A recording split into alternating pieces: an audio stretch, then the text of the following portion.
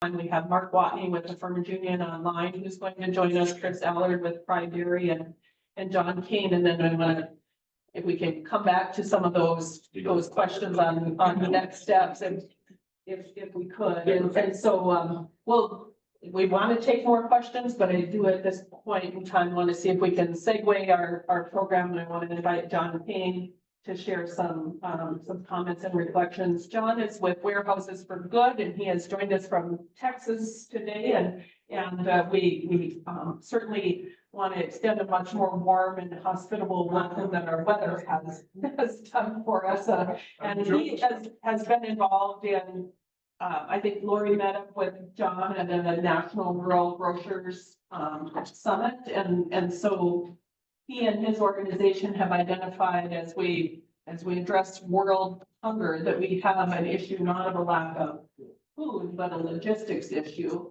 And so it has a whole nother way of looking at some of this this work and guiding us and helping. And you mentioned wanting to get Mark on. Is he ready to go on now or? I don't Yes. know. We can check in the chat. I know that I think Mark's monitoring us online. But otherwise, I think we could go ahead and go with your comments and then we'll queue up Mark next. I'll make it brief. But by way of background, I'm with Warehouses for Good. We're relatively new and nonprofit, about 40 years.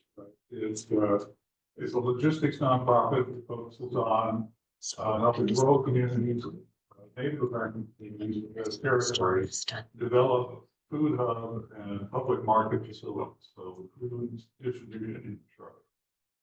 What we do for communities around the country is provide project management oversight to help them organize, plan, design, fund, build, and eventually operate facilities that they will own and continue to control. An overarching theme of this work is that in all the communities we work with, including this one, really important decisions about your food supply are made somewhere else. They're out of your hand. And until you build some of that infrastructure and take control of some of the distribution, it's going to continue that way. So this is why you can see situations like Spartan Gas deciding, well, it's not really economical for us to maintain that warehouse in Mine. We're just going to pull it out of the market. What we would really like to see, even though they're going to start out with facilities much smaller than that building over on Burdick Expressway, they're going to be a start on your getting control of the local distribution, local control of the food system. We do that because one, food is a very important part about community health and community well-being. And two, the food system is a tremendous economic development. Right now, your agriculture economic development engine is more in grains and not staple food products. But it's our belief that once you start this grocery distribution system, have a system that's functioning year-round and bringing in food from all the usual places, Florida, Texas, California, Mexico, you can now turn around to the local producers that have a couple acres available here and there and say, look, we're getting ready to buy X number of pallets, X number of pounds of tomatoes. You start growing tomatoes, you'd be glad to displace part of that foreign purchase with local purchase. This is something that we've been starting to implement in Kentucky already, and now we're interested to see happen here, but it can only happen if we manage to set that sort of distribution system up, the outbound distribution system for the groceries, serving other groceries. The other thing about this particular project is that it's intended to be a pioneer project for the state. This would not be the only food hub in the state. This would be the one to prove the concept. So we're really interested to put the extra effort and time in to make this one successful and make it as a demonstration for similar groups around the state. Someone asked about what money is available. In the 3.5, 4 years that we've been out looking for money for our various local partners, we have projects in This one is in North Carolina, one in Mississippi Delta, Kentucky, Appalachia, Southern Illinois. We have a small project just starting for the Rosebud of Dakota and South Dakota. And we have a very interesting project developing for the Hopi in Arizona. For those projects, over the last 3.5, 4 years, we've raised $38 million, primarily USDA grant money. Part of our services is that when we work with communities, we research the grants, we develop the grant application, we write it in the name of our local partner, and it's submitted in the name of the local partner. We don't, we get a little bit of money for project management services we provide on the backside, but we don't charge anything for the upfront grant development and grant award activity. So. Which grant is it you use on Uh, Which grant? LFPP, Rural Development, RFPC, the Regional Food Business Center. We have another one that we're waiting on. There's some risk because of the administration, but we've been able to branch out and take advantage of the US EPA. For about $20 million to refurbish a building in Mississippi. It had been a camping plant and it's now being repurposed as a community food hub and relief center. Any questions? Very good. Is there anything else that you want me to cover on? I think that does it, but we can always circle back to general questions at the end. So I think at this time that Mark Watne is ready to join us via Zoom. So Mark was teed up to be with us here in person when we were going to have this release on November 20th. And then as we rescheduled, they have their big annual meeting coming up at the end of this week. But Mark is the president of North Dakota Farmers Union, and Farmers Union has a strong history of investing in local foods and farm to work. And so how many in this room have ever been to the Founding Farmers restaurant in Washington, DC? Okay, so there have been times in the 6 months since I've taken the baton from Lori and leading this rural development work and this project and initiative in particular, where I've found myself getting afraid and questioning if we're doing the right thing and just how important this is to North Dakota. And so there have been people along the way that keep providing that confidence and that inspiration that together we can do this. John is one of those people, and Brian and I had just a really inspirational conversation with Mark in September about possible ways of North Dakota Farmers Union getting involved in this initiative and just their experience in this work in general. And so I thought it would be beneficial for those of us interested in this type of work to hear from Mark today. And so hopefully, if technology cooperates, we'll hear a few comments. Hello, Mark. I'm here. I hope you can hear me, and I'll certainly get to the points if you let me know that you're hearing me well. We can hear you great, and we can see you. Well, perfect. That's not a huge benefit to be able to see me, but we'll go with that. Well, this is always a little hard when you do something virtually, so I'll just start and certainly let me know if somebody wants to interrupt or has a question. First of all, I listened to about half of the presentation on the feasibility study, and I do believe that there was just a lot of really good information there, and the value of doing something like this really does become essential if we're going to further develop kind of a local food system and be able to open the doors into grocery stores, restaurants, and broaden our ability to get the food products that we know there's now a current demand for. And being able to meet that on a consistent basis is really what you're after. And what most of you have already learned, I'm not going to tell you anything new here, is that the logistics of delivery and the connection right to the farm and to the ranch and to the butcher and to the processor, that's really something that you need to maximize your ability to generate income streams as You can't just make your money simply by marketing a product directly to a consumer, unless you have the additional tools, because at times that market will not reward you enough to allow you to stay in business. So I want to reinforce the fact that this is something that is a beginning of a series of things that will need to happen if we're going to truly be successful in delivering and developing a system. Now, I think why I was invited was because of some of our experiences. And while they're not identical to what you may be facing as a local producer, there's a whole lot of linkage between some of the stuff that we've done and what you're going to find. So if you remember correctly or heard about us, we tried to figure out how to add value to a lot of the products in North Dakota. And we kept running into this stumbling block of having a commodity and taking it only to another step into another commodity. And the margins were so tight, we couldn't find an avenue to make money.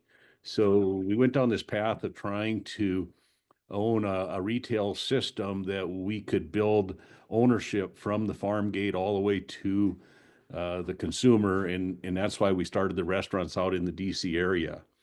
Now we are up to 7 restaurants. We are opening number 8 here in February.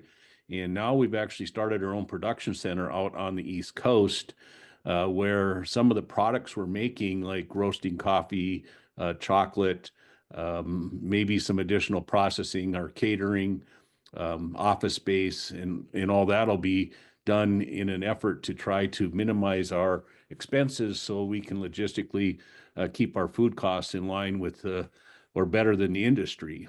We are pretty consistent on our theme of being 100% family farm sourced in the US.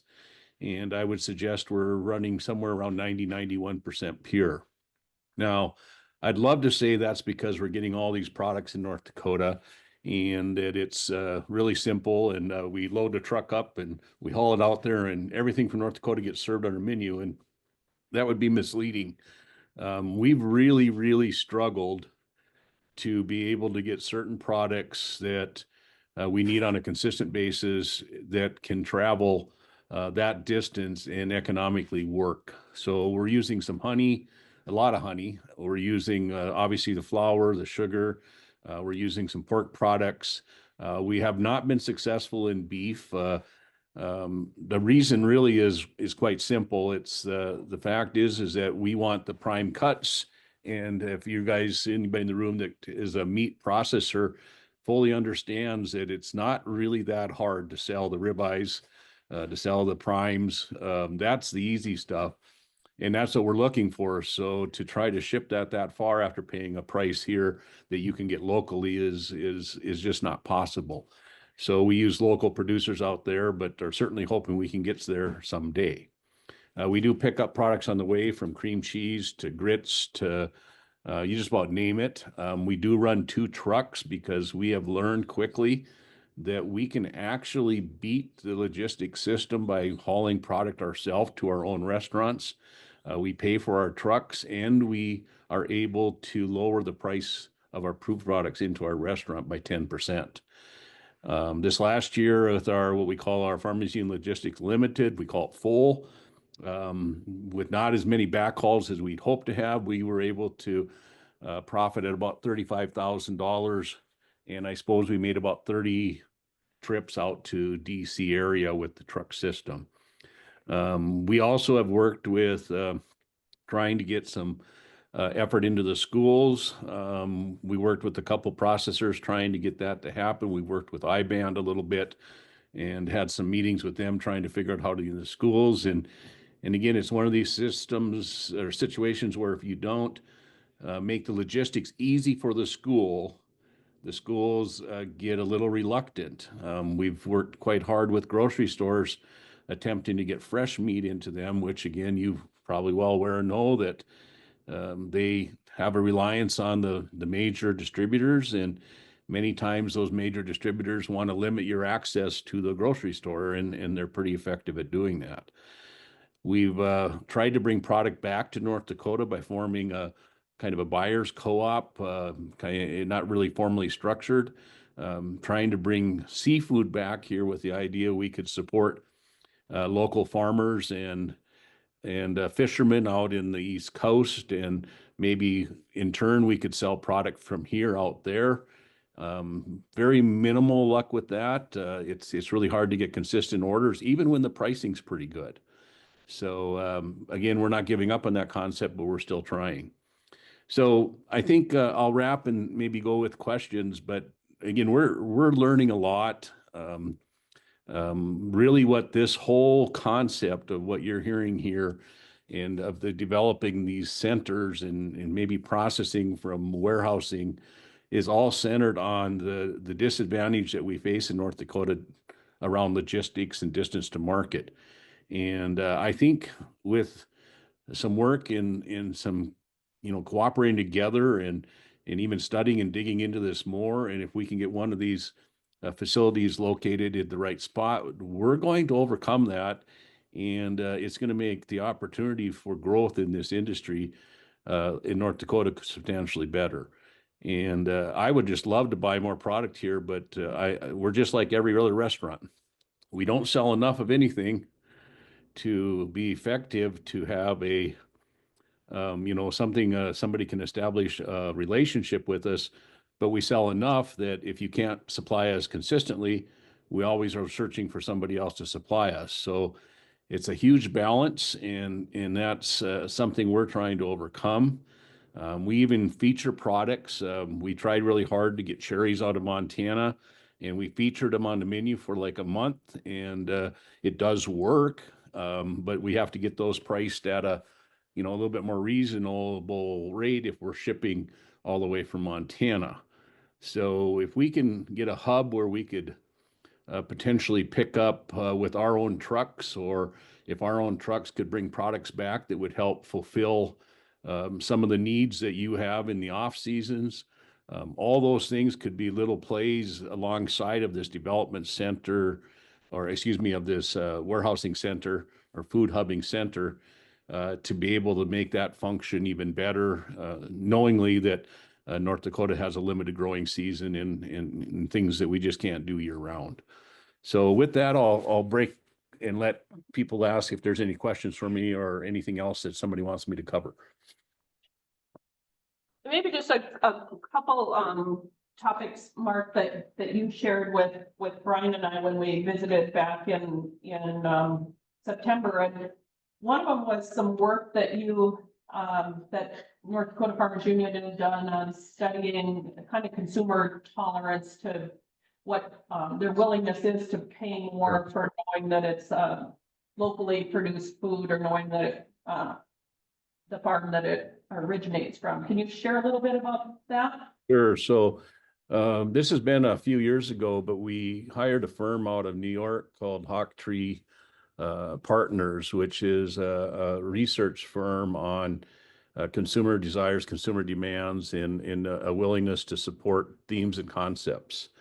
And what we learned from that study was that the family farmer is actually seen as an expert in the world of food production, even higher than scientists have, on a scoring scenario where basically what it's saying is if you're a local producer in a farm class, that consumer trusts you more than they trust the science. Now, I'm not sure if that's good, but the fact of the matter is it's a marketing strategy that we can find. And what we really were asking about that is, okay, that's wonderful, but what does it mean? What's the opportunity for a pricing scenario that makes that work, so we can actually create systems to function?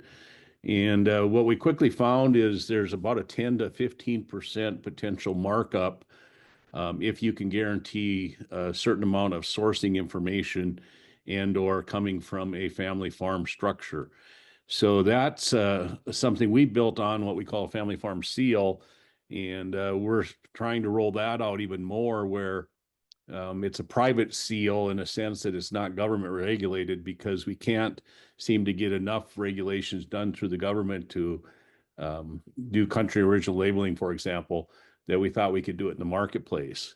But that doesn't take a seal. I mean, that's something that many of you in the room that may be doing local foods would probably already meet that standard. And the relationships you build would not necessarily need a seal, but it gives you kind of an idea that there is a demand, there is a certain amount of willingness to pay for additional food. And we did focus groups around the country, and we went into the larger cities because we really wanted to find out what those folks think of family farms and local foods. And again, it was, I think, you'd love to see that 30-40% above the market, but the reality is it's more like a 15%. But that gives us that little bit of margin, and if we can figure the logistics out of how to get it to them, I think there's, again, some opportunity for some pretty good potential profits to be made. Thank you for sharing that insight. And then there's one more that I thought might be of interest to the folks gathered here today.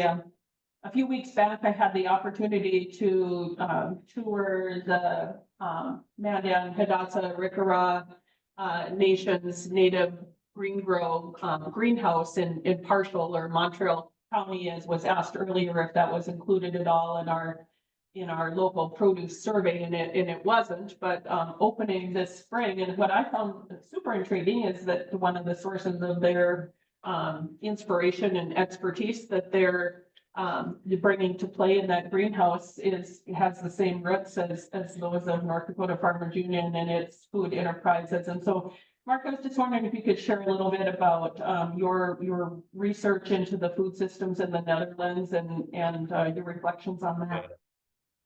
Certainly, and we, along with our insurance company, we have what's called Farmers Union Enterprises and Industries, which is a 5-state group of North Dakota farmers unions, or farmers unions in North Dakota, Montana, South Dakota, Minnesota, and Wisconsin.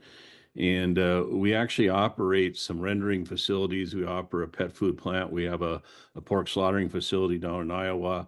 And we do a fair amount of this work in trying to find avenues to help develop additional uses for some of the products coming off the farm that in some case become a waste product where we can generate some income streams back to the farm. From that group, though, we explore an endless amount of different projects, ranging from, additional renewable fuels, picking up restaurant grease and so forth. Well, we made the decision that we were looking at, how can we extend the production time in this upper Great Plains area, specifically in the 5 states that I mentioned.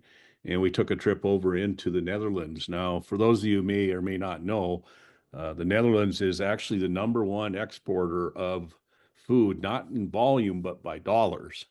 And I actually think that's a second or number 2 in comparison to the U.S.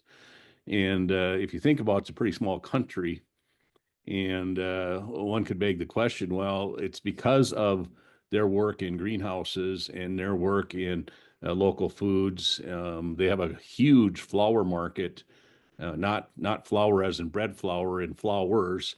And they've simply developed their whole systems, and they have year-round production, even though they go through somewhat of a similar cycle as we do in the winter, spring, and fall, and summer. So we were over there, and it was just amazing the systems they developed. And in many cases, they form these farmer alliances or cooperatives, if you want to call them that, where they'll only sell into certain markets. And so if a Costco or a Walmart or a large distributor comes in and tries to beat the market, they just don't allow it. They establish a strong market. They come together, and they don't break the code of the farmers working together, and they're able to extract some premiums. And there's greenhouses everywhere. They have to manage their water very well. We were in peppers, roses, seedlings, seed growing greenhouses, the places that make all the little pots and all the tools for the greenhouses. It was quite a system. We have been trying to figure out a way to bring that back to this part of the country. And of course, the stumbling block gets back to a logistics challenge. And then, of course, heat is a big issue. You got to be located where you can generate or at least use a very inexpensive heat source, such as natural gas and things that are being done over on the near Ryder and Makoti there with the tribes. So this is all possible. It just really is going to take a lot of this chicken and egg work. What's first, and how do we get established? And I'm very intrigued and still trying to figure out how we can get this done. And I'm hoping that this is at least one thing that's in our playbook as one of the opportunities that can help us create this even further. Well, thank you so much, Mark. Any questions for Mark before we let him get back to the work of preparing for their North Dakota Farmers Union annual meeting? Neil? Yeah, Mark, you sell North Dakota pasta in your restaurants? Say that again. The question was if you sell North Dakota pasta in your Founding Farmers restaurant. We use semolina from North Dakota. We make our own, so everything's fresh pasta. So yeah, I tried to sell them on dry pasta, and our managers kind of laughed at me. But we use the semolina out of North Dakota, so we're using the Durham flour. And a question from John Kane. So you mentioned earlier having this small farms deal. Does that mean that you're going to be a certifying agency? We currently are. We haven't put it out much, but we're an agency. We have a trademark on it's called the Family Farm Approved Seal. And we've actually got, I think, our honey in the state, and we're doing some work on a few other product lines. And we have a business can be certified, and a farm can be certified, and a product can be certified. Very early stages of it. We did a lot of the footwork on it. We can start using it, and we're just finally wrapping up all the trademarking and copywriting and all that. Are there questions for Mark? Well, thank you very much for sharing some of the experiences and knowledge that you have gained in this farm to fork work, and we look forward to further collaboration. And I know we need people a lot smarter than me to get this put together, so we really appreciate you being willing to be part of that. Well, thank you, and thanks for listening. I appreciate it. Talk to you soon. Okay, great. Next, joining us again, another conversation that I found to be very inspiring as we had some focus group discussions this fall. One of those was with Chris Allard. And so Chris previously owned Sunrise Delivery Service, which is one of those direct to store distributors when Neil had that chart of who's moving food where in the state and how. And Chris has also been on the milk marketing board over the years, and now I'm not sure how many years now, but is the owner of Pride Dairy and in Watne. And my personal, favorite flavors are the Juneberry and the licorice. And so anyway, I think Chris had some interesting insights to share with us on his involvement in this whole food supply industry. And so just wanted to call on him for some comments as well. Thank you, Ellen. This goes back to our work with Lori years ago. We had a little milk delivery home business, and we knew that wasn't our future, and we started branching out into different products, and one was Kellogg's Keebler to deliver to all the rural grocery stores, was not to any of the big box stores. And when I met with Lori, I always said, and I've heard it a lot of times, our biggest competitor was logistics. And they were clear down the Bowen all the way up to Drayton, over into Minnesota, delivering all these little grocery stores. And I remember loading up these trailers and thinking, how are we going to survive? Well, we needed to find additional products, these rollers, and a lady by the name of Dorothy Heinke approached us. She had this pretzel and says, you know what, it's a little baggy, I remember this. Would you be interested in distributing us? We know how to make it. We don't know anything about distribution. I remember being down in Lemoore, North Dakota, talking with a previous partner, saying, what would our cost be? And I was looking right at the roll gold bag of pretzels for $1.99. It was bigger. And I said, so you're telling me our retail is gonna be $6.99? Yep. Let's do it. I remember meeting her on the county road outside of her farm, picking up a case here, case there. Next thing you know, shocks were out of my family and they were getting trailer loads. And I'm using her story is because one, it helped us build, be more profitable on those routes and started getting into the big box stores with the products. And we got into the beverage business. We still were milk. It was still our primary business, but, you know, where her story was, a little pretzel, wasn't made in North Dakota, it was seasoned in North Dakota, sold for the $2 billion. That started in 2012. We started with the first distributor. But I guess what I'm excited about what you guys are doing because we sold our distribution business back in 2022 to Pepsi. I'm just focusing on ice cream. And that's the same, I think, would be with these growers. You're very good at growing whatever produce it is. The meat guys are good at, but are they good at distribution? Probably not gonna figure it out. Because again, there's so many miles in between these small stores. And there's a store you guys probably heard of it called Dollar General. Popped up in all these small towns. So now you have these guys going on these routes. They quit delivering to the local grocery store because they have to deliver to Dollar General. The amount of time it takes to check all their products in, you can't get enough done in the day. So I remember on the routes, people saying, how do we get goldfish crackers? How do we get Mission tortillas? How do we get the bread guy to come back out here? Can you get Old Dutch chip? We just went on and on. And when I first met with Lori, got excited when you called. Why can't, so we were paying our guys 9% commission plus all the transportation expenses. Why can't we have our 10 and 15 customers in this area, probably about 25 of us, yes, I'm just using this as an example, on a route, get those orders, pick those orders, invoice those, electronically send those invoices to these locations. So these guys now have a full truck going out. They might have bread, Little Debbie.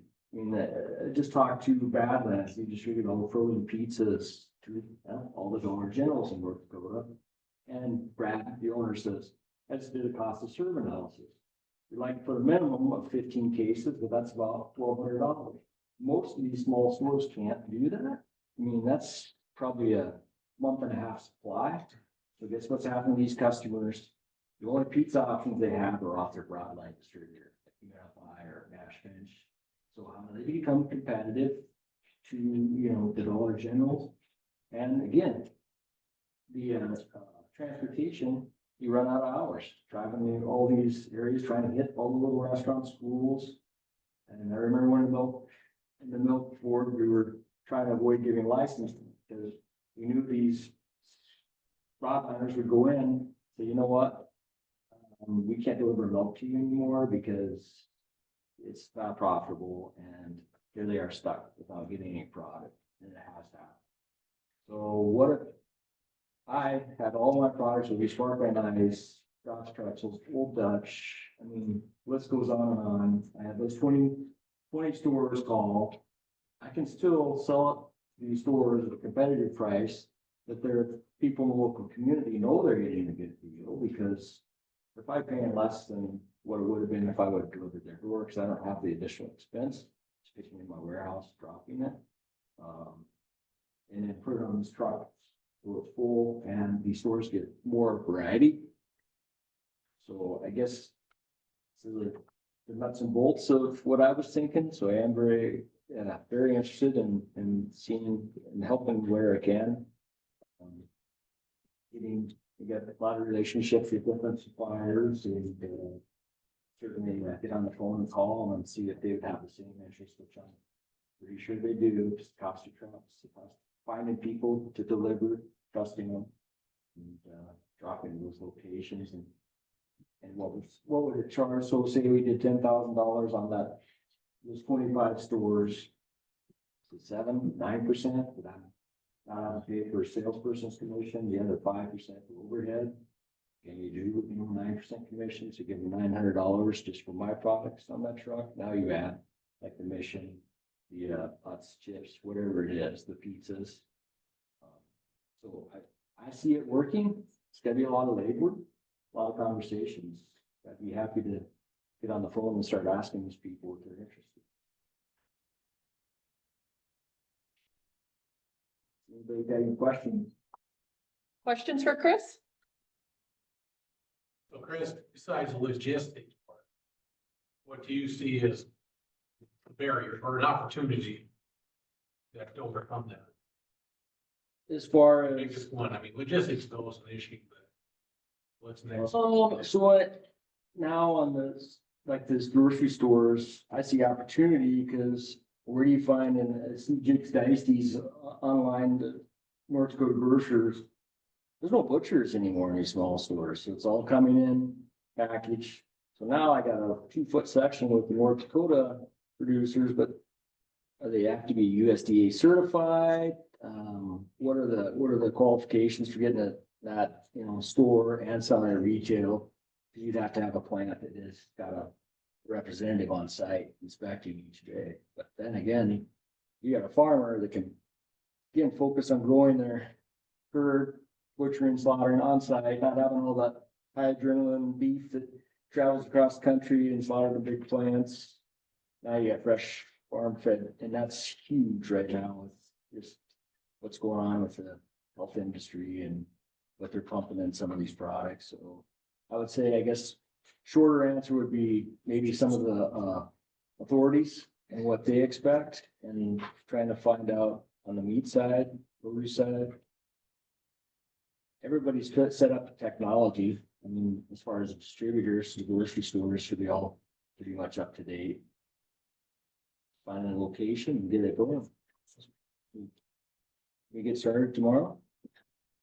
We're sure gonna work on it. So we've got some sign-up sheets, you know, going around for anybody who's interested in being part of continued conversations on this. And so that, you know, I think we've looked to get some meetings set up then in January to figure out kind of the, you know, the leaping off point from here in these sectors. And so that's where we invite anybody interested to be involved in those conversations. So other questions for Chris before we open it up to just questions of anyone as a whole? Well, thank you for your